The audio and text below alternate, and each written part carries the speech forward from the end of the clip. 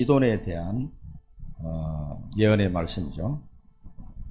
이 두로와 시돈은 지금도 있습니다. 이 도시가 언제 만들어졌냐면 BC 2000년경에 페니키아인들이 만든 도시 국가입니다.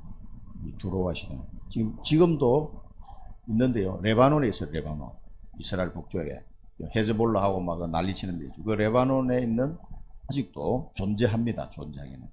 지금 많이 힘이 빠진 상태인데 이 페니키아인들이 BC 2000년 전부터 이 도시국가를 만들어 가지고 배를 잘 만들었어요. 이 사람들이 이 백향목 배를 만들고 돛대를 세우고 하는 그 내용이 에스겔서 27장에 보면 자세하게 나옵니다. 근데 굉장히 기술력이 뛰어나서 배 만드는 기술이. 그리고 그 옛날에 이 배를 타고요 바다를 항해하는 데는 아주 뛰어난 실력이 있는 사람들이 이 두로와 시돈 사람들, 페니키아, 이런 학교에서 좀 배웠을 거예요. 페니키아인 고대 국가인데 어디까지 갔느냐? 다시스 들어봤죠? 다시스까지 가서 그 다시스를 식민지로 삼았던 이 민족입니다. 다시스가 어디 있느냐? 지금 학자들이 추정하기는 자 스페인 남쪽, 지금 아프리카하고 붙어 있는데 저 지브롤타 그 옆에 있는 도시라고 그래요. 다시스가. 다시스 하면 생각나는 사람이 있죠. 요나가 니느웨로 가라 그러니까 니느웨로 가려면 저 내륙으로 들어가서 북동쪽으로 가야 된다. 아수르의 수도. 니느웨로 가야 되는데 반대 방향으로 가요. 요빠로 가가지고 다시스로 가는 배를 탔다 그러죠. 다시스 타면 지중해 저 끝에 스페인까지 가야 돼요. 그러니까 하나님의 명령이 싫다는 거지. 정반대 방향으로. 지금도 가기가 쉽지 않은데 그 옛날에 그 배를 타고요 지중해 이쪽 동쪽 끝에서 저 서쪽 끝에 스페인까지 이 무역을 했던 민족이 이 두로와 시돈 이 사람들. 굉장한 실력이 있고 무역을 많이 해서 돈도 많이 벌고 그 당시에는 완전 이 주변에 있는 나라들의 모든 이 무역 항구의 대표적인 도시가 이 두로였어요. 그런데 왜 이사야는 두로에게 이렇게 막 험악한 예언을 하도록 하나님 그렇게 했을까요? 그 이유가 있습니다. 우리가 멸망한 도시 대표적인 이름은 소돔과 고모라. 왜 멸망했어요? 불벼락 맞고 완전 멸망해버렸잖아요. 이 소돔 고모라도 역청을 팔아서 돈을 많이 벌었던 상업 도시입니다. 굉장히. 그래서 이 롯이요 딱 보니까 여호와의 물된 동산 같고 살기 괜찮아 보이거든. 그러니까 아브라함을 떠나서 어디 갔냐? 소돔으로 갑니다. 근데 성경에는 분명히 기록하고 있거든요. 여호와 하나님이 보시기에 악을 행한 도시라고 나왔어요. 이 두로도 마찬가지입니다. 돈도 많이 벌고 뭔가가 막 빛과 번쩍한데 하나님이 보시기에는 악을 행하는 도시라. 그래서 이 예언이 나온 겁니다. 하나님을 대적하는 이름, 나라 이름이 누구 나옵니까? 바벨론. 지금도 그래요. 그 바벨론에 대해서 쓴 책이 있어요. 학자들이. 그 바벨론의 역사를 보면은 바벨탑부터 시작해가지고 완전 하나님을 대적하는 문화를 만든 대표적인 나라가 바벨론입니다. 나중에 멸망했지만 그 바벨론과 쌍벽을 이루는 나라가 있어요. 하나님을 대적한 나라 대표적인 인물. 그게 두로입니다. 두로. 이걸 보면서 이 두로와 시돈의 멸망을 예언하시는데 여러 가지 내용이 오늘 나와요. 그러니까 이거 막 노래처럼 만들어가지고 금방 들으면 이게 뭔 소리인지 헷갈릴 겁니다. 이 내용을 보면서 우리가 붙잡아야 될 언약을 오늘 보세요. 이게 이 경제하고 굉장히 관계가 있어요. 이 두로와 시돈이 장사를 잘 해서 이 사람들 돈을 엄청 버는 나라예요. 그런데 하나님은 이 나라를 멸하셨어요. 완전하게. 자, 오늘 그 속에서 내가 얻어야 답이 뭔가 그걸 찾으시면 됩니다.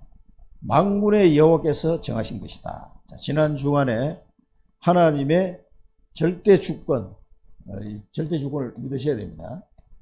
하나님이 나를 구원하시고 나를 선택하셨어요. 에베소서 1장 4절에 보면 창세전에 나를 구원하시기로 작정하신 거예요. 예정하신 거고 그 하나님의 경륜을 따라서 딱 시간표가 되니까 나를 구원하셨어요. 이 하나님의 절대 주권을 여러분 인정해야 됩니다. 나의 신분이 여기서 회복되는 거예요. 완전히. 여러분 세상에서 뭐 나를 알아주지 않아도 상관없어요.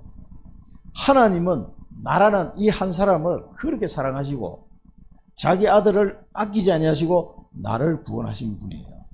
그러니까 하나님이 나를 알아주면 됐지. 세상 사람들이 나를 뭐 알아주면 그거는 아무 상관이 없다. 그거는 다 헛것이 헛것. 이 생의 자랑은 그리스도께로 말미암은 것이 아니다. 그래서 그 전부 어디서는 사단에게서 나오는 거예요. 야, 네가 이렇게 높아져야지. 이 전부 다 사단의 전략이거든요. 그걸 쏘고시면 안 돼요. 하나님하고 나 사이에 이게 회복이 돼야 돼요. 그래서 이 절대 주권 속에 구원받은 우리에게는 하나님이 뭐가 절대 계획이 있습니다. 절대 계획. 그래서 에베소서 1장 11절에 보면 이 나오죠. 모든 일을 그의 뜻의 결정대로 일하시는 이의 계획을 따라 그랬습니다. 그리스도 안에서 너희를 기업이 되게 하셨다. 거기에 하나님 계획이 있습니다. 이 절대 계획이 있어요. 하나님의 모든 일을 자기 뜻대로 행하시는 분이에요. 누가? 하나님은. 그 하나님께서 계획을 세웠는데 나를 기업이 되게 하신 이 계획이 있다 이 말이에요. 여러분 한 분 한 분에게 하나님의 절대 계획이 다 있습니다. 뭐 이 모양 저 모양 뭐 여러 가지로 똑같은 사람 이 세상에 아무도 없어요. 다 달라. 하나님의 절대 계획이 다 있습니다. 이거를 알고 기도하셔야 돼요. 그래서 기도의 파수꾼. 이 절대 계획을 아는 사람은 아에게 하나님이 다윗의 열쇠를 줬다. 천국 열쇠. 다윗의 열쇠. 열면 닫을 자가 없고 닫으면 열 자가 없는 막강한 뭡니까? 권세. 어마어마한 권세입니다. 이 어마어마한 것을 하나님이 그 사람 어깨에 탁 주셨다 그랬거든요. 그래서 이 다윗의 열쇠, 천국 열쇠를 가진 사람은 기도해야 되는데 뭔 기도를 하느냐? 로마서 12장 2절에 보면 나왔죠. 하나님이 선하시고 기뻐하시고 온전한 뜻이 무엇인지 분별하도록 해라. 그걸 기도하는 거예요. 내 나라 기도가 아니고 내가 필요한 걸 기도하는 게 아니고 하나님의 뜻을 위해 기도하라는 거예요. 그래서 이 열쇠를 준 거예요. 어마어마한 열쇠를. 그래서 하나님의 기뻐하시고 선하시고 기뻐하시고 온전한 뜻이 뭔지 이걸 알면은 꼭 기도가 나오죠. 절대 계획 속에 있는 절대 언약이 발견되면요. 그걸로 기도가 됩니다. 그래서 마태복음 6장 33절에는 뭐라고 그랬습니까? 너희는 먼저 그의 나라와 의를 구하라. 구하란 말이 기도하라는 얘기예요. 그리하면 이 모든 것을 너희에게 더하여 주시리라. 더하시리라 그랬거든요. 이 예수님이 약속하신 거예요. 그게 천국 열쇠입니다. 천국 열쇠. 천국 열쇠, 다윗의 열쇠를 그냥 아무렇게나 쓰라는 얘기 아니고 하나님의 뜻을 이루기 위해 기도하라는 거예요. 그때 사용하라는 겁니다. 그러니까 하나님 뜻이 뭔지 모르면은 이 열쇠를 제대로 사용할 수가 없는 거죠. 사실은. 그래서 기도의 파수꾼은 이 하나님 뜻을 먼저 알아야 돼요. 나를 향한 하나님 뜻이 뭐냐? 구체적으로. 그게 절대 언약이에요. 이걸 알면 여러분 기도하게 되어 있습니다. 그 다음에 믿음의 파수꾼. 이 믿을 때 역사가 일어나거든. 믿지 않는 자는 기도할 수가 없습니다. 하나님을 기쁘시게, 믿음이 없이는 하나님을 기쁘시게 할 수 없다. 그래서. 그리고 마가복음 11장 24절에도 뭡니까? 너희가 믿고 구한 것은 받은 줄 알아라. 그리하면 그대로 되리라. 그래서. 너희가 기도하고 구한 것은 받은 줄 알아라. 그걸 믿으면 그대로 되리라. 그랬어요. 이게 예수님이 하신 말씀을 잘 이해를 해야 됩니다. 그게 믿음의 역사예요. 그러니까 믿음으로 기도하는 건요 반드시 응답됩니다. 근데 뭐에 대한 믿음이냐? 하나님이 나를 통해 이루실 절대 언약, 그 하나님의 기쁘신 뜻을 발견하고 그게 이루어질 줄로 믿고 기도하는 거예요. 그렇게 되면 그 인생은 끝나버립니다. 그러면은 이 사람에서 하나님의 그 절대 언약이 반드시 그 사람의 삶을 통해서 성취가 되게 돼 있어요. 우리는 이거를 이제 보면서 가는 거죠. 하나님이 이루어 가시는 것을 보는 재미가 있어야 돼요. 그러면 그 사람은 그 일을 위해서 기도를 안 할 수가 없어요. 저절로 기도가 되어집니다. 그래서 포도나무 비유도 말씀하신 거예요. 너희가 내게 붙어 있으면, 가지가 포도나무에 붙어 있으면 저절로 열매 맺는다. 너희가 나를 떠나서는 아무것도 할 수 없다 그랬어요. 그게 비밀입니다. 그러니까 하나님의 이 뜻을 딱 찾아내가지고 이미 우리는 구원받았어요. 그러니까 이걸 놓고 기도하는 거예요. 그러면 반드시 이루어집니다. 아니, 우리가 한 번 왔다가 가는 인생인데 하나님의 언약을 이루고 가야지. 얼마나 좋습니까, 이거? 어차피 다 똑같이 밥 먹고 살고 가요. 다 똑같아. 어제도 이게 옛날 직장 친구들 만나보니까 머리가 하얗게 새가지고 할배 다 됐어. 머리도 막 덤성덤성 빠지고 볼품이 없는 모습이 다 됐더라고. 어차피 시간은 지나갑니다. 이렇게 사나 저렇게 사나. 근데 그 시간 속에 똑같이 24시간을 죽기 때문에 이 언약을 성취하는 길을 가면 얼마나 좋습니까? 그래서 인생 전환점이, 이걸 발견 못하면 여러분 인생 전환점이 올 수가 없어요. 맨날 하나님의 자녀인데 맨날 사단에게 속다가 끝나버리는 거야. 아니 그 뭐 한 번 왔다 가는 인생인데 그럼 맨날 사단에다 속고 그게 재밌습니까? 하나님 사단에게 속지 않는 완전 하나님의 은혜 속으로 들어가 버려야 돼. 이 인생 전환점이에요. 그래서 인생 전환점을 여러분 맞이하려면 138 언약을 붙잡아야 돼요. 오직 그리스도로 답이 나버려야 된다. 답 안 나면 막 계속 흔들립니다. 이 답이 나버리면요 계속 감사가 나와요. 그리스도. 그 다음에 이제는 내가 할 일이 뭐냐? 하나님의 나라에 일하는 거. 이거밖에 없어요. 이 속에 모든 축복이 다 숨어 있다니까. 하나님 나라의 일. 그걸 결정을 딱 내려버려야 돼. 아, 뭐 이것도 해요, 저거. 아니요. 무엇을 하든지, 결혼을 하든지, 돈을 벌든지, 뭐 어디 놀러를 가든지 항상 뭔가 하나님 나라의 일. 이거를 딱 초점을 맞추고 언약을 잡으시는 거예요. 이것 때문에 우리를 부르신 거예요. 그 다음에 성령의 충만한 은혜를 받고 땅 끝까지 정인되는 거예요. 이 언약을 붙잡고 계속 기도할 수 있는 사람은 인생 전환점이 된 겁니다.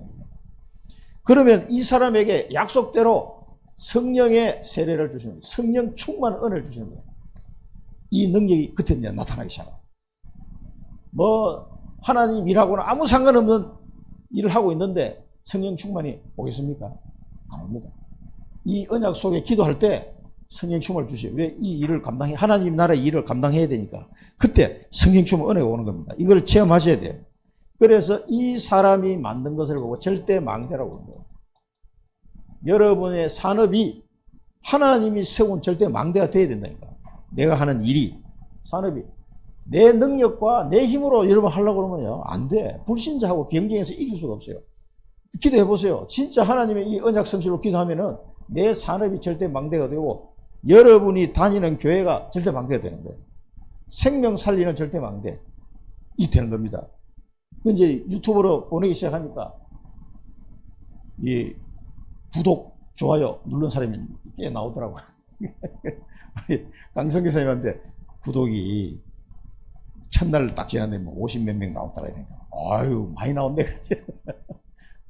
처음 시작했을 때 절대 망대 이거 활용할 수 있어야 돼요.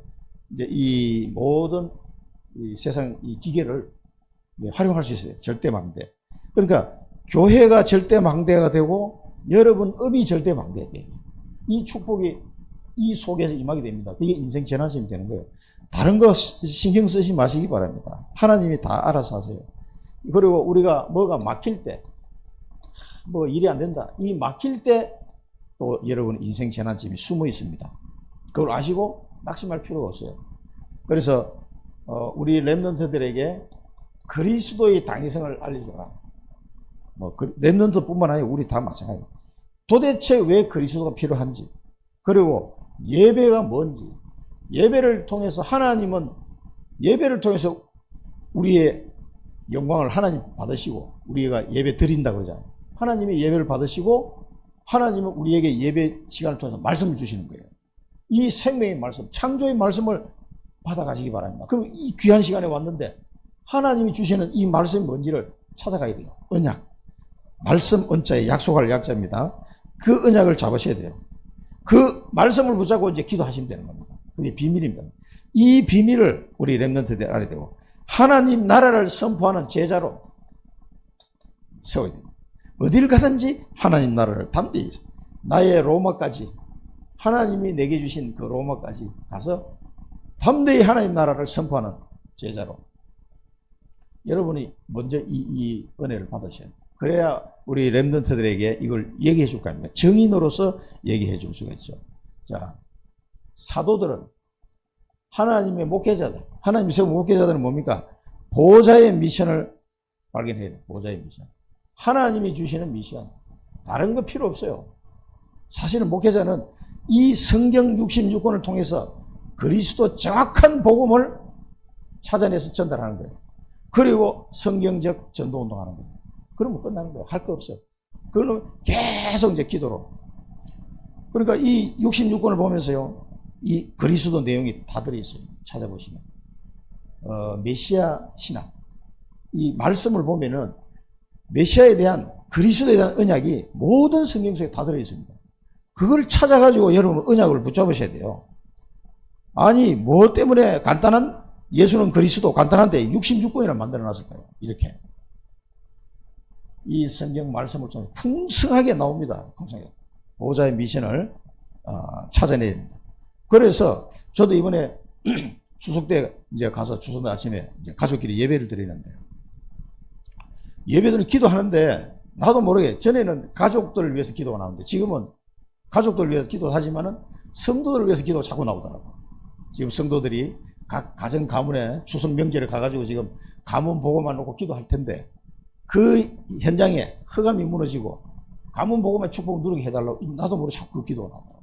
그러니까 담임 목사는 어쩔 수가 없어요. 이게 자기도 모르게 하나님께서 교회와 성도와 이 지역을 향한 미션을 누구를 통해서 그 목사를 통해서 찾아내게 만드시는 거예요.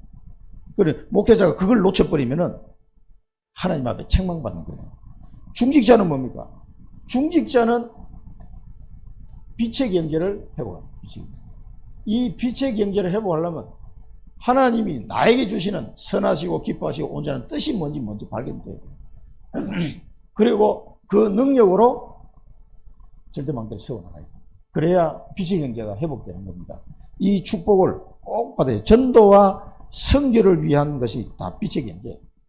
돈이 얼마나 많고 적고 이게 아니라 이 적은 돈이라도요, 전도와 선교에 사용되는 돈은 그 빛의 경제입니다. 하나님이 굉장히 기뻐하시는 거예요. 작아도. 우리가 뭐 선교사들 이렇게 후원할 얼마 안 되잖아요. 그래도 하나님은 그 기뻐하십니다. 꼭 여러분 기억하시고, 아, 빛의 경제는 이런 거구나. 그리고 렘넌트들은 앞으로 우리 렘넌트는 237 5천 종족을 살릴 만한 준비를 하도록 여러분 기도하셔야 됩니다. 이게 기준입니다. 그리고 우리의 모든 시작은 성령 인도받아. 무엇을 하든지 성령 인도받아 시작하고요. 어려움이 오면은 전환점이에요. 항상 그렇습니다. 내게 하다가 뭔가 어려움이 왔다, 이 전환점입니다. 왜냐하면은 하나님은 하나님을 사랑하는 자, 곧 그 뜻대로 부르심을 입은 자들에게는 모든 것이 합력하여 선을 이루느니라. 하나님의 다 계획이 있어요. 뭔가 어려움이 왔다, 뭐가 뭐 막힌다, 다 전환점이 됩니다. 그 하나님의 새로운 계획이 있어요. 내가 지금 못 깨달아서 그런 거지. 기도하면은 하나님 이 방향으로 이러고 나는 이쪽으로 가려고 그러는데 아니요, 이쪽으로 가라. 그렇게 하나님이 나를 인도하십니다. 이런 거 왔을 때 낙심할 거 없어요. 성령 인도 받아서 전환점을 찾아내면 됩니다. 하나님의 더 큰 계획이 있어요. 그리고 우리의 인생 마지막에 로마도 보아야 합니다. 여러분이 주신 나의 로마가 어디냐? 찾아서 그쪽으로 가면 돼요. 자, 그래서 오직 복음. 너무나 쉬워 보이는데 사단은 이걸 계속 막는 거예요. 그래서 유대인들이 오직 복음을 놓친 거예요. 그러니까 율법주의로 빠져버리잖아요. 그러니까 예수님을 십자가에 못 박아버렸어요. 얼마나 이 사람들이 엉터리로 믿었으면 오직 복음, 하나님이 왜 하나님의 말씀을 주시는지는 몰라요. 여러분 그 유대인들이 계속 갖고 막 암송하고 했는 게 모세오경이잖아요. 앞에 이 모세오경을 막 암송하고 그랬는데 그러면 그 모세오경이 이 지향하는 지점이 어디 있습니까? 모세오경이 피제사 열방이 너로 말미암아 복을 받을 것이다. 내 씨로 말미암아 천하만민이 복을 받게 될 것이다. 이게 뭔 말인지 모르는 거예요. 그러니까 복음과 세계복음화 이 비밀을 놓쳐버리니까 이게 뭐, 뭔 소리인지 도대체 이해가 안 되는 거야. 막 성경을 달달달 외우고 있는데도 몰라. 그렇게 되는 겁니다. 초대교회, 예루살렘 교회가 세워졌는데도 이 사람들의 계속 걸림돌이 된 게 뭡니까? 이방인 선교. 그토록 아브라함 때부터 너로 말하면 열방이다. 모든 민족. 그렇게 하나님이 말씀하신데도 또 놓치는 거예요. 그 이방인한테 복음 전하는 게 얼마나 중요합니까? 로마 시대인데 로마 사람 고넬료 백부장이 그냥 막 자기 발로 왔다니까. 여러분한테 문이 열리지 못하겠습니까? 고넬료 가족이 다 그날 예수 믿고 세례받아 버렸어. 성령이 충만히 임했단 말이에요. 그러면 베드로가 눈이 번쩍 뜨니까 이방 선교. 드디어 로마 사람에게도 하나님 복음 전하게 하셨구나. 그럼 바로 거기다 지교회를 세워야 돼요. 거기에 누구 있습니까? 빌립 집사 있잖아요. 가이사랴 빌립보에 살고 있는 빌립 집사 불러가지고 자기가 세웠잖아. 중직자로. 야, 빌립 집사. 여기 고넬료 가정이 다 예수 믿었으니까 당신이 와서 이 고넬료 이 가족들을 다락방해, 양육해 이렇게 돼야 돼요. 그리고 계속 복음으로 이 사람들이 양육하면 빌립은 얼마든지 할 수 있는 사람이거든요. 그렇게 세워놓고 예루살렘에 돌아와야 정상이란 말이에요. 근데 베드로가 어디에 걸려 넘어졌습니까? 아유, 큰일 났다. 뭐가 큰일 나? 이방인하고 밥 먹은 것 때문에 막 얼른 도망갔다니까. 세례주고 얼른 빠져나. 아니, 이방인하고 밥 먹, 우리가 볼 때 되게 웃기는 얘기잖아요. 코미디도 아니고. 이방인하고 밥 먹은 게 이제 유대인들한테는 이게 율법에 걸리는 거야. 아유, 큰일 났네. 그래가지고 변명하기 바빠. 그 교회 와서 왜 변명을 합니까? 당신이 유대인으로서 어떻게 로마 사람하고 같이 식사를 했냐? 그게 말이 됩니까, 지금? 예수님께서 우리에게 약속하신 대로 땅끝까지 이르러 증인 되리라 하는데 드디어 로마 백부장이 예수 믿게 됐다. 할렐루야! 하고 이렇게 보고를 해야 되는 거야, 선교 보고를. 그래서 밥 먹은 것 때문에 막 싸움이 일어난 거예요. 그러니까 예루살렘 교회가 세계복음화의 그 바톤을 뺏긴 거예요. 그래서 안디옥 교회로 넘어간 거지. 그러니까 이 복음을 아는 것 같은데 사단은 계속 그 사람들의 약점을 이용해서 이걸 놓치게 만든다 말이에요. 그래서 오직 복음 계속 들어야 됩니다. 그리스도 안에서. 그래서 바울의 서신서 보면 그리스도 안에서 계속 그 얘기예요. 그리스도 안에서. 여기에 이걸 여러분 답을 딱 내시면. 그래서 이제 그리스도께서 오셔가지고 우리를 뭐합니까? 속량하셨다. 우리 죄 문제를 다 끝냈단 말이에요. 아직도 내 행위로 구원을 받을 거라고 착각하는 사람들 많아요. 내 행위하고 아무 상관이 없는데 이 구원받는 거는. 그거 가지고는 안 된다니까. 그리스도께서 죄를 속량하셔서 속량했단 말은 대신 누가 갚아줘야 되는 걸 말하는 거예요. 속량.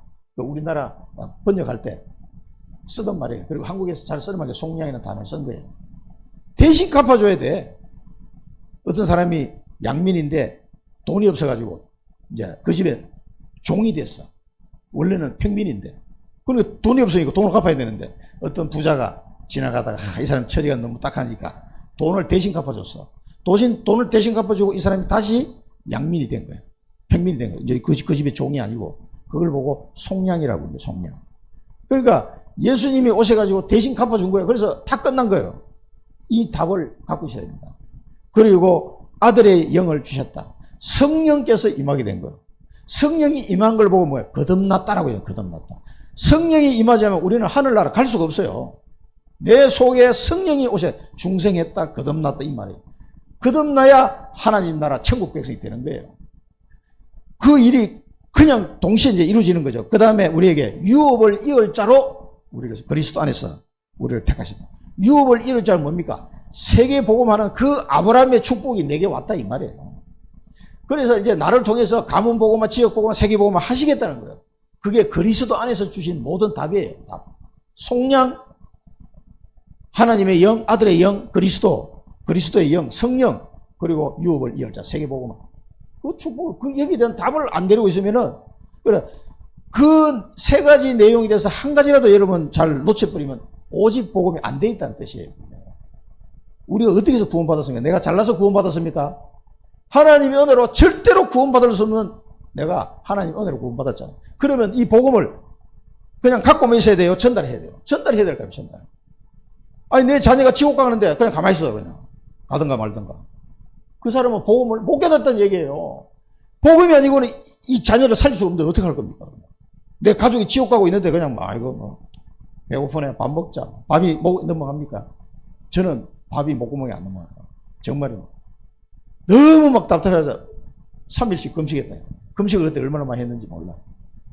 밥이 목구멍에 안 넘어가네. 구원 못 받아 어떡할 겁니까 이거를. 그 생각하니까 얼마나 하나님이 막 눈물로 기도하게 만드시는 거예요. 우리 친척들, 친구들, 가족들. 그리고 군대 가가지고 새벽 기도 이제 처음 나갔어요. 기도하는데 저희 아버님이 굉장히 생각나더라고요. 아버님 이제 교회는 오긴 오셨는데 신앙생활 잘하고 있는지 걱정이 돼가지고 찬송을 부르는데 막 돌아오라 그 찬송을 얼마나 불렀는지 막 눈물 흘리면서 그래. 그 군인 교회에 아무도 없어. 새벽 기도 가면 2명이에요, 2명. 어떤 할머니하고 저하고 2명이 다 나와요. 새벽 기도 인도하는 사람도 목사들 다 잠자느라고 안 오고 그 군종 사병 1등병 이렇게 와가지고 나는 그래도 장교인데 자기가 와가지고 근데 어쩌고 혼자 막 한 5분 떠들다 가버리더라고. 그럼 그 할머니하고 나하고 둘이서 1시간 동안 찬송하는 거예요. 그 할머니는 맨날 혼자 하다가 내가 나타나니까 너무 이 총각이 어디서 왔나 너무 반가워가지고 둘이서 막 계속 나 찬송 아는 것도 몇 개 없는데 계속 1시간 동안 찬송하면서 가족 구원 놓고 기도했어요. 눈물이 그렇게 쏟아지더라고. 이 답을 얻어야 됩니다. 진짜 그 기도가 안 나온 사람은 아직도 복음을 잘 모른다는 얘기예요. 이게 어떤 건지. 아이고 나 아는데 아닙니다. 여러분 진짜 알면요 눈물이 쏟아져가지고요 구원 못 받은 사람 보면요 눈물이 쏟아져가지고 앞이 안 보이도록 그 예레미야 예가에 나옵니다. 너는 눈물을 쏟을지어다. 그 이스라엘이 망하는 걸 보면서 예레미야가 얼마나 속이 탔겠어요. 암만 얘기해도 못 알아들으니까 그 여러분 이걸 답을 얻으셔야 됩니다. 그래서 이 답을 가진 자가 3가지 망대를 세웠다. 알보리산 망대 그리스도, 감난산 망대 미션, 마가다락방 망대 성령 충만 정인 이 망대를 가진 거예요. 이 답이 난 사람은 그러면 뭐 전도해라 마라 뭐 말할 것도 없습니다. 사실. 해방. 그래서 나도 해방받고 딴 사람도 해방되도록 도와줘요. 죄와 사단과 지옥에서 해방받아야 될 거 아닙니까? 이거 안 되면 돈 한 번만 해도 소용 없어요. 그거. 뭐 아무 의미가 없다니까 의미가 없어. 그래서 이 해방에서 우리에게 하나님의 자녀요 신분 권세 이 사명을 회복하게 하십니다. 얼마나 좋습니까? 그래서 땅끝까지 정인 이걸 놓고 우리는 집중 기도하는 겁니다. 아침 밤낮으로 계속 기도하는 거예요. 기도하다 보면 저도 계속 기도하다 보니까 뭐 한 명씩 이제 구원받고 그렇게 된 거예요. 이 청주를 놓고도 기도한 지가 보면 뭐 28년 됐잖아요. 계속 기도하는 겁니다. 열매가 없어도 기도해야 돼요. 자, 흑암 경제의 멸망입니다. 여러분, 하나님 없이 많은 돈을 벌었어요. 두로와 시돈이. 이 페니키아 민족이요. 이 사람들이야, 우상숭배가 얼마나 극심해진지 모릅니다. 하나님을 대적하는 대표적인 도시가 되는데, 이 하나님 떠나서 하나님을 대적하는 자들의 경제는요, 멸망이에요. 지금 그걸 여러분 꼭 기억하시고 가야 됩니다. 겉은 화려해 보입니다. 그런데 속은 흑암이에요. 이 세상 나라가 있는데 이 세상 나라를 장악한 게 뭡니까? 세상 임금, 예수님 말씀하시죠. 공중권세 잡은 자, 세상 임금이 세상 신, 이게 딱 잡고 있는 거예요. 두로와 시돈 사람들이, 페니키아 사람들이 일하는 것 같지만 그 배후에는 흑암이 딱 잡고 있는 거예요. 그래서 하나님을 대적하는 문화를 만들어낸 거예요. 대표적인 게 바벨론과 이 두로, 이 흑암 경제는 이렇게 멸망할 수밖에 없다는 것을 지금 이사야를 통해서 말합니다. 그래서 이 두로와 시돈은요 결국 아수르에서 얻어터지고 또 바벨론 일어나서 얻어터지고 그 다음에 페르시아가 일어나서 또 얻어터지고 마지막으로 멸망한 게 알렉산더 대왕이 와서 완전히 멸망시켜버렸어요. 그게 두로와 시돈. 완전 그때 멸망인데 지금은 조그마한 도시로 지금 남아있다고 합니다. 한 10,000명 정도 되는 도시. 지금도 바벨론에 레바논에 속해 있지만은 그때부터 완전 맛이 간 거예요. 굉장히 BC 2000년 경부터 쭉 온 도시니까 굉장히 오래된 국가인데 이 배를 잘 이용하니까 애굽에서도 쌀 가져오고 뭐 어디서 뭘 가지고 전부 다 이쪽으로 모이는 거예요.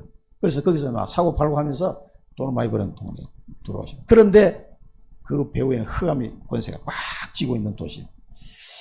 이런 도시 이제 다시스가 이 두로의 대표적인 식민지다 보니까 이 다시스에서는 늘 배가 왔다고 합니다. 그래서 요나도 그 배 타러 간 거예요.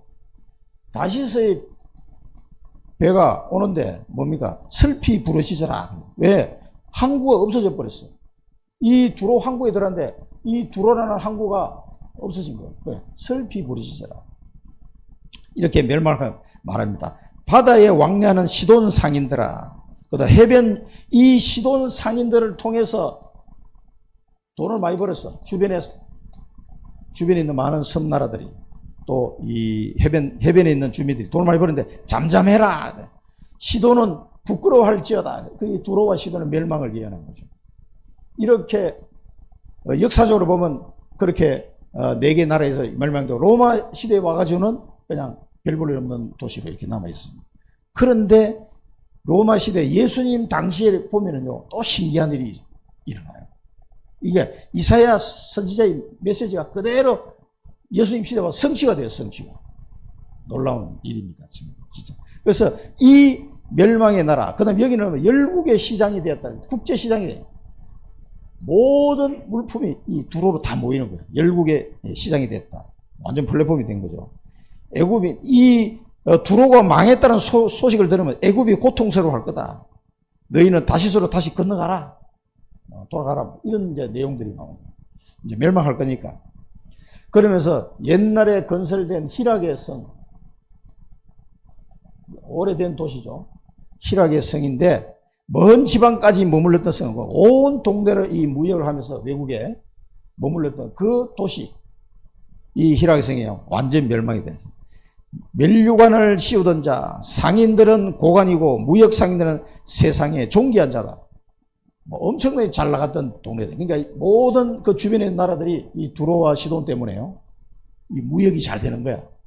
그 돈을 많이 버는 거지. 그러니까 얼마나 좋아하겠어. 근데 이게 사단의 흑암의 경계야. 지금도 마찬가지입니다. 여러분, 그 3차 산업, 정보화 시대, 4차 산업 뭡니까? 플랫폼 시대예요. 그러니까 이 3차 산업, 4차 산업이 완전히 사단이 지금 장악해가지고. 그렇게 지금 완전 3단체는 돈을 엄청 벌고 있잖아요.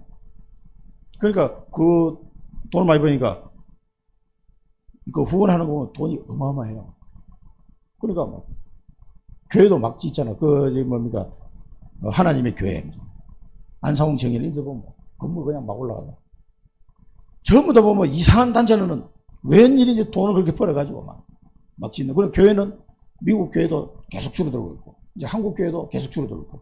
그럼 하나님이 가만히 계세요? 안 있겠어요? 이런 현상이 분명히 나타나게 됐습니다. 이렇게 이 사람들이요, 잘 나가는 것 같지만 결국은 멸망합니다. 그래서, 에스겔서 보면은요, 그들이 통곡할 때 너를 위하여 슬픈 노래를 불러 애도하여 말하기를 두로와 같이 바다 가운데서 정막한 자 누구인고. 이게 이제 에스겔서의 상세예요. 섬의 주민들이 너로 말미암아 놀라고 왕들이 심히 두려워하여 얼굴에 근심이 가득하다. 네가 지음을 받던 날로부터 28장이죠. 내 모든 길에 완전하더니 마침내 네게서 불의가 드러났다. 이 누구 얘기 같습니까? 이 두로를 두고 한 예언인데 마귀를 사단마귀에 대한 예언이에요. 이게. 그러니까 두로가 곧 사단마귀를 대표하는 도시로 지금 에스겔서는 예언을 하고 있습니다. 내 무역이 많으므로 네 가운데 강포가 가득하여 네가 범죄하였도다. 너 지키는 거룹은 천사죠. 그러므로 내가 너를 더럽게 여겨 하나님의 산에서 쫓아냈고 불타는 돌들 사이에서 멸하였도다. 네가 아름다움으로 마음이 교만하였으며 네가 영화로움으로 네 지혜를 더럽혔으며 내가 너를 땅에 던져 왕들 앞에 두어 그들의 구경거리가 되게 하였도다. 그리고 여러분, 북이스라엘의 가장 악한 왕 아합 왕의 부인이 누굽니까? 이세벨. 이 이세벨이 누구 딸이냐면 시돈 왕의 딸이에요. 시돈 왕. 그 이세벨이 가져왔던 우상숭배 있죠? 얼마나 많습니까? 온갖 우상 다 가져왔어. 그 이세벨이 어디 출신이냐? 시돈 출신. 느바스의 아들 여로보암의 죄를 따라 이 아합 왕을 두고 하는 겁니다. 오히려 가볍게 여기며 시돈 사람의 왕 엣바알의 딸 이세벨을 아내로 삼고 가서 바알을 섬겨 예배하고. 아니, 이게 이스라엘 사람이 바알을 섬겨 예배하게 되겠다. 자기 부인 따라가가지고. 그래, 이 북이스라엘의 아합 왕이 가장 악한 왕인데 이 사람의 부인이 시돈 사람 출신이에요. 이세벨. 대표적인 아주 우상숭배 심하게 했던 그 650명의 거짓 선지자를 엘리야가 그때 다 죽여버렸잖아요. 그 장면이 나오죠. 그러니까 이 이스벨이 막 엘리야를 죽이려고 막 군대를 보내고 엘리야는 도망 다니고 그랬잖아요. 그러니까 시돈과 두로가 얼마나 우상 숭배가 심했는지를 알 수가 있어요. 그래서 하나님은 멸하기로 결정하십니다. 만군의 여호와께서 정하신 것이다. 만군의 여호와. 이 사실을 여러분 보면서 우리가 무엇을 알아야 됩니까? 세상 임금이, 세상 임금, 공중권세 자원자. 그래서 허감 경제가 화려해 보이지만 뭡니까? 이 허감 경제를 따라오는 게 뭡니까? 반드시 하나님을 대적하는 경제이기 때문에 영적 문제가 따라오는 거예요. 그래서 이 영적 문제로 인해 가지고 결국은 멸망해요. 멸망. 그래서 허감 경제를 보고 부러워하지 마시기 바랍니다. 작은 돈이라도 빛의 경제를 해야지. 이거 지금 뭐 세계적인 그 IT 기업들, 부자들 많잖아요. 그 사람들 전부 3단체 사람들이란 말이에요. 그러니까 꽉 쥐고 있는 거지. 그런데 그 사람들은 돈 벌려고 막 계속 이상한 걸 만들었는데 그것 때문에 점점 더 지금 완전히 휴대폰 없으면 못 살아. 우리 렘넌트들. 우리는 좀 없어도 사는데 얘네들 휴대폰 하고 분리시켜 놓으면 그냥 금단 현상이 막 발생해. 금단했어요. 휴대폰 떨어져도 뭔가 막 불안해. 그렇게 됐습니다. 이 영적 문제, 우울증, 정신병 계속 옵니다. 자꾸 이상한 걸 만들어내니까. 하나님 떠난 문화예요. 이게 얼핏 볼 때 좋아 보이지만 그렇지 않습니다. 이 영적은 심각하게 옵니다. 그래서 하나님은 그들을 멸하셨어요. 노아의 홍수가 나서 네피림 문화가 돈도 많이 벌고 막 삐까번쩍했는데 그런데 왜 하나님이 멸하십니까? 하나님을 대적하는 문화가 완전 범람해요. 노아밖에 없어. 의인이 완전 홍수를 멸해버렸어요. 소돔 고모라 잘 나갔습니다. 한때 완전 하나님 불멸하고 멸해버렸습니다. 아니 하나님 그렇게 꼭 멸하십니까?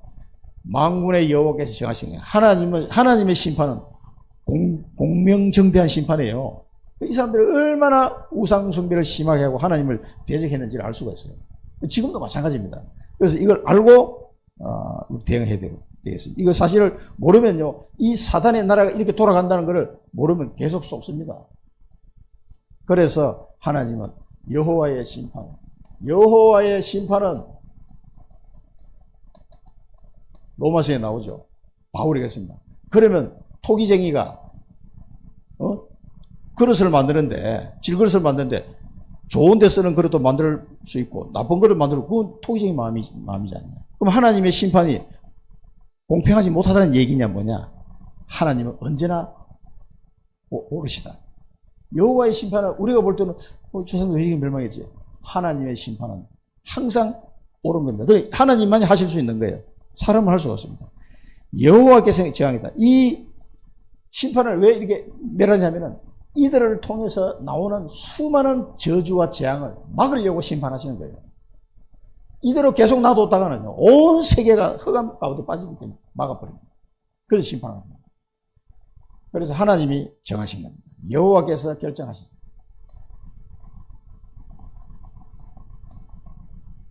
하나님이 정하시면 이렇게 됩니다.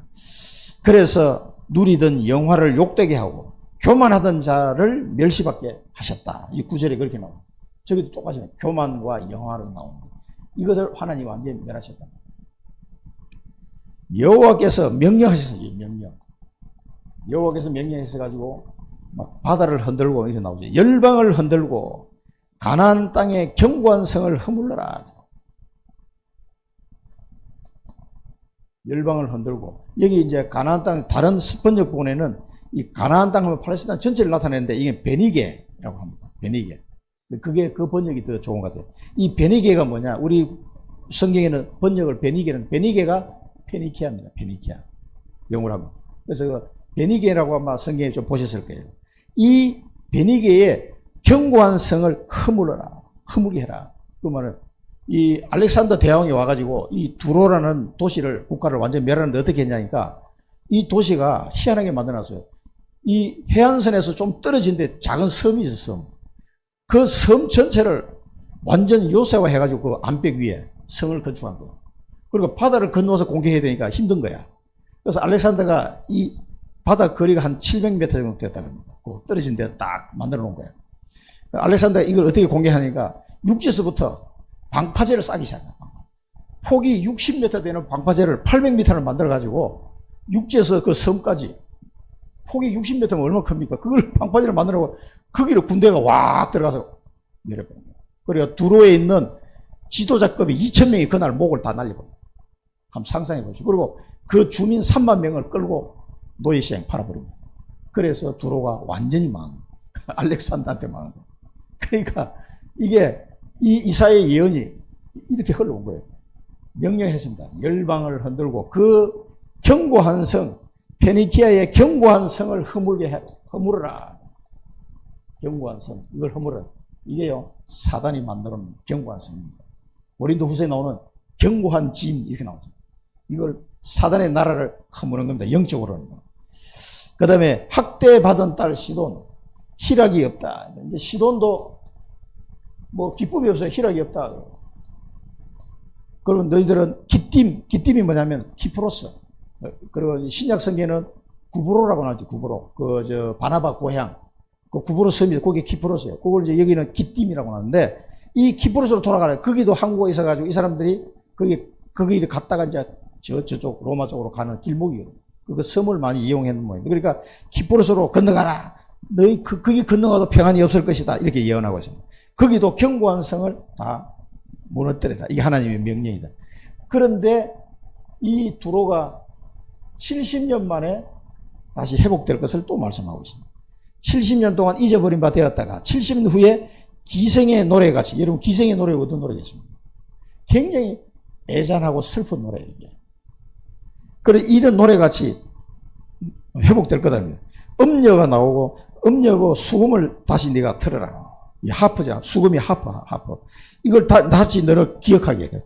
여기서 나오는 내용은 두로가 다시 회복해가지고 열방과 음란을 행할 것이라 이랬는데 이 말은 다른 번역본에 보면 이제 해상 무역을 다시 회복했다 이 말이에요.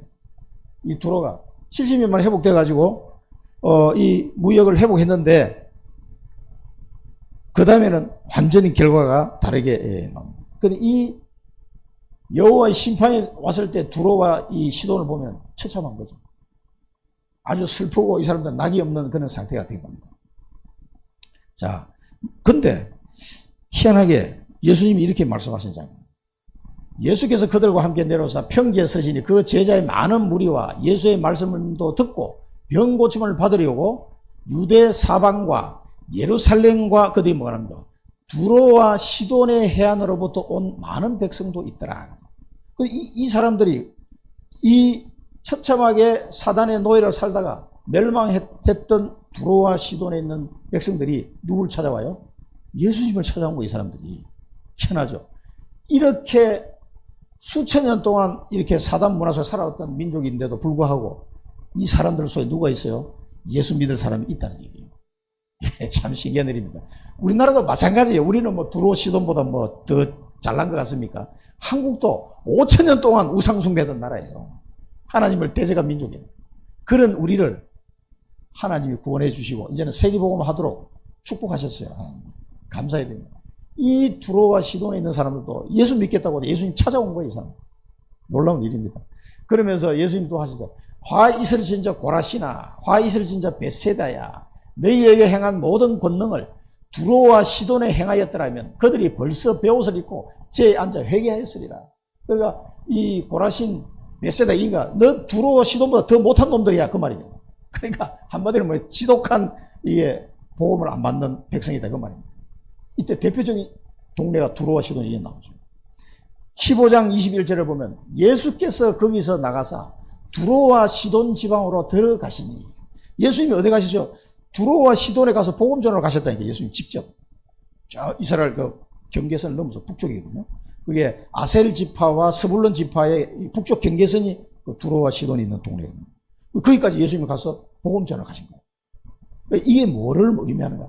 이 이사야 예언이 이렇게 흑암 경계로 성장했던 동네가 하나님의 심판을 받고 멸망했지만 70년 후에 다시 회복될 이 말은 꼭 70년이라는 뜻도 있지만은 완전한 수 하나님의 시간표를 말합니다. 그 시간표가 오면 회복될 것이다. 이 심판을 끝내시고 회복시키는 거예요.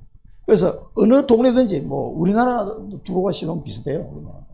때가 되면 이 우상숭배했던 사람들 중에서도 예수 믿을 사람이 나온다는 거예요.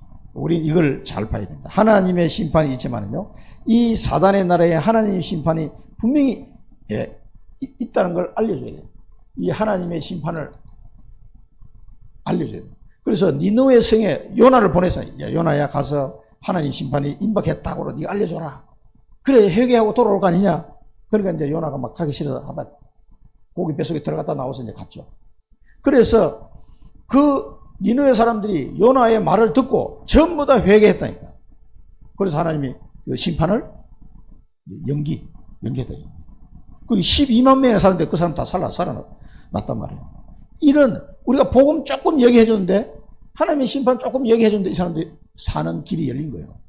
그래서 우리가 가는 모든 현장 속에 예수 안 믿는 우리 가문, 가족, 또 이 지역, 하나님의 심판이 있음을 분명히 얘기해 줘야 돼요. 그리고 그것만 얘기해 주면 안 되고 빠져나오는 길을 알려줘야 돼요. 길을. 이 심판에서 빠져나올 수 있는 길, 이 복음, 이거를 반드시 여러분 알려줘야 된다. 그래서 두로와 시돈의 그 후손들 중에서도 예수 믿는 사람이 나왔어요. 예수님도 그 현장에서 복음을 전하셨습니다. 이 보통 일이 아닙니다. 그래서 우리는 남은 자, 순례자, 정복자라고 하는 거예요. 살리는 정복자. 얼마나 중요합니다. 그러니까 노아도 마찬가지고, 제발 홍수가 오니까 이 방주에 타야 된다고 그렇게 얘기했는데 120년 동안 아무도 안 와. 딸랑 8명 가족들만. 그 다음에 요셉도 가서 그 나라에 흉년으로 말미암아 환란이 닥치는데 얘기를 해준 거예요. 그래서 살아요. 그 재앙을 넘어갈 수 있도록. 그래서 그때마다 하나님이 사람을 세워서 이 하나님의 심판이 올 수밖에 없는 이 재앙 맞는 현장에 복음을 전해. 이 심판을 알려주고 그 피할 길을 알려줘야 돼요. 이게 내가 해야 될 일이고. 오늘 이 내용을 보면서 그걸 여러분 언약을 잡으셔야 됩니다. 그 다음에 이 일을 하는 사람에게 하나님이 빛의 경계를 해보시기. 빛의 경계. 그래서 오늘 두로와 시돈, 이 지독한 사람들을 통해서도 하나님이 빛의 경계를 해보시겠어요. 그거 왜 그랬습니까? 이거 보니까 70년이 찬 후에야 여호와께서 두로를 돌보시리니, 이 사람들을 여호와께서 돌보시니까 해상 무역이 회복됐어요. 완전히 회복돼가지고 또 돈을 벌기 시작했는데, 그런데 이 무역한 것과 그들이 얻은 이익이 하나도 이제는 두로 사람, 시돈 사람을 위해서 쌓이지 않고 여호와께 드린 바 되었다, 이렇게 나와 있어요. 이제 이 사람들이 회개하고 돌아온 거지. 여호와께 돌리고 거룩히 이 이익을 여호와께 돌렸다 그러나. 그럼 이 시간이 이사야가 예언하고 700년 지나고 난 뒤에 두로와 시돈 사람 중에서도 하나님께 예물 드린 자가 나왔다는 얘기예요. 아까 예수님 시대에. 그리고 바울 시대에도 이 사람들이 나와요. 바울도 이 배 타고 가다 보면 두로와 시돈에 그쳤다가 이렇게 하고 이런 장면이 나와요. 바울이 가는 곳마다 복음 전했으니까 이 이익이 여호와께 돌렸다. 간직하거나 쌓아두지 아니하였다 그랬어요. 자기가 쓰려고 돈도 모아놔야 될 텐데 안 모아놓고 하나님께 돌렸다. 이게 뭐예요? 빛의 경제입니다. 이 돈은 뭡니까? 여호와 앞에 사는 자.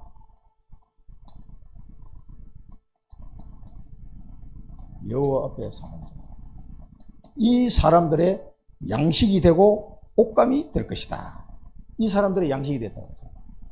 여호와 앞에 사는 자. 그러니까 전도자와 선교사를 도왔다 이 말이에요. 이걸 가지고. 그러니까 이 축복을 두로와 시돈같이 사단마귀에 완전히 사로잡혔던 이 사람들도 하나님이 심판을 통해서 다시 회복하는 데까지 하나님 가십니다. 이게 하나님의 방법이에요. 그런데 우리 대한민국도 엄청 고난을 당했잖아요. 그러나 그 고난을 통과하면서 이제는 세계복음하는 민족으로 바꾸신 거하고 똑같아요. 그래서 여호와 앞에 사는 자의 양식과 옷감이 됐다. 이 이익을 여호와께 돌린 이걸 보고 빛의 경제다. 이 두로와 시돈 같은 사람들도 이 빛의 경제를 회복했어요. 그리고 초대교회를 보면은 회복된 게 나옵니다. 사도행전 4장 보면은 믿는 무리가 한 마음과 한 뜻이 되어 모든 물건을 서로 통용하고 자기 재물을 조금이라도 자기 것이라 하는 이가 하나도 없더라. 사도들이 큰 권능으로 주 예수의 부활을 정하니 무리가 큰 은혜를 받아 그 중에 가난한 사람이 없으니 이는 밖과 집 있는 자는 팔아 그 판 것의 값을 가져다가 사도들 바로 믿음에 그들이 각 사람의 필요를 따라 나누어 줍니다. 그리고 가이오 같은 사람도 나와 온 교회를 돌봐주는 가이오도 너희에게 무난하고 이 성의 재무관 에라스도와 형제 구하도 너희에게 무난합니다. 이 가이오 같은 사람, 재무관 에라스도 같은 사람이 그 당시에 이제 식주인 역할을 했는데 이 초대교회 사람들이나 가이오 같은 사람이 처음부터 저런 사람이 아니었어요. 하나님의 큰 은혜를 받으니까 바뀌어버린 거예요. 아니 자기 밥과 집을 내놓고 싶은 사람이 누가 있겠어요. 근데 이 사람들이 큰 은혜를 받고 하나님이 지금 자기 교회를 통해서 어떤 일을 하시려고 하는 이게 딱 발견이 되니까요. 저런 행동이 나온 거예요. 큰 은혜를 받아야 이 빛의 경제가 회복되는. 그 뭐 밭하고 집이 뭐 가치가 얼마나 나갈지 모르겠습니다만 이 초대교회 모인 사람은 큰 부자들이 아니에요. 다 이게 뭐 잘 나가는 사람들은 다 저기 바리새인들이지 이 사람들은 아니라니까. 근데 그렇게 해서 그 교회를 통해서 선교가 되어지도록 그렇게 했다 이 말이에요. 가이오 같은 사람도 맞습니다. 자기 하나님이 자기에게 축복하신 걸 아니까 선교를 교회를 돌보는 중지자가 된 거지. 내 거를 하려고 그러면 할 수 없어요. 그래서 나의 경제가 여러분의 경제가 흑암 경제가 아니고 하나님의 축복으로 빛의 경제가 돼요. 하나님의 축복하시는 빛의 경제. 이 빛의 경제로 바뀌는 축복을 누리시길 바랍니다. 그래서 하나님이 이제 흑암 경제하면 뭐 대단한 막 사단의 역사를 보더라도 나를 위해서 준비하는 경제는 흑암 경제예요. 그런데 하나님을 위해서 준비하는 경제는 빛의 경제입니다. 그걸 아셔야 돼요.